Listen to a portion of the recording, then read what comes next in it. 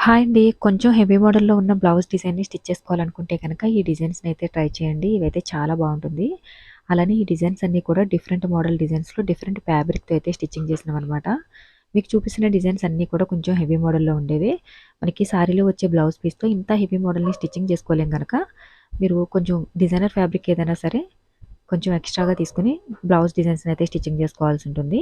Video నచ్చితే గనుక like చేయండి. అలానే షేర్ చేయండి. ఎవరైనా మన ఛానల్‌ని ఫస్ట్ టైమ్ చూస్తుంటే సబ్స్క్రైబ్ చేసుకొని, పక్కనే ఉన్న బెల్ బటన్‌ని క్లిక్ చేసి ఆల్ అనే ఆప్షన్‌ని క్లిక్ చేయండి. ఆల్ ఆప్షన్ క్లిక్ చేసిన వారికి మాత్రమే నోటిఫికేషన్ వస్తుంది.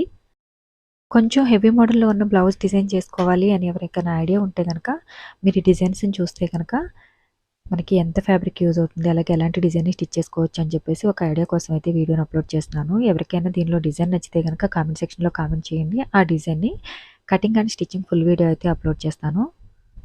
అలానే ఇక్కడ చూపిస్తున్న డిజైన్స్ అన్నీ కూడా అన్నీ ప్యాచ్ వర్క్ డిజైన్సే కాదు, కొన్ని డిజైనర్ బ్లౌజ్ డిజైన్స్, అలానే కొన్ని ప్యాచ్ వర్క్ డిజైన్స్ ఉన్నాయన్నమాట.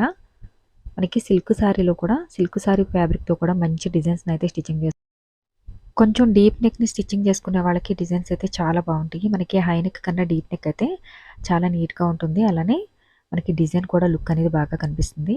ఇక్కడ చూపిస్తున్న డిజైన్స్ అన్నీ కూడా డిజైనర్ బ్లౌజే గనక మనకి ఫ్యాబ్రిక్ కూడా కొంచెం ఎక్స్‌ట్రాగానే అవుతుంది. వీడియో నచ్చితే లైక్ చేయడం మర్చిపోకండి. అలానే వీడియో ఎవరికైనా షేర్ చేయండి. Thanks for watching.